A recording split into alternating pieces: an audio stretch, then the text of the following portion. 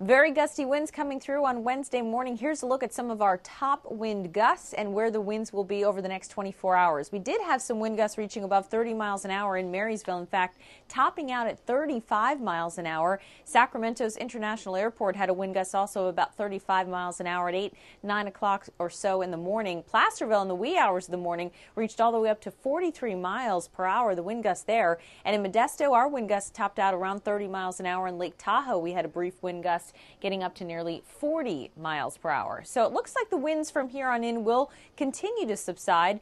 During Wednesday afternoon, it does look like the winds will be anywhere between 10 and 20 miles an hour, generally coming up from the south and southwest. Winds in the mountains will take a little bit longer to die off. I still think through most of today and into tonight, we could still have some wind gusts above 25 miles an hour. You can see tomorrow morning some of the yellows popping here. We still could see some winds above 20 miles an hour in the mountains tomorrow morning, but most of the valley winds look to be pretty light late tonight and into tomorrow morning. And once we get through the afternoon hours, just a slight increase in the breeze for the day tomorrow, generally between 10 and 15 miles an hour at best, still a little windy in the mountains. So there's a look at your winds. Thanks for checking in here on KCRA.com.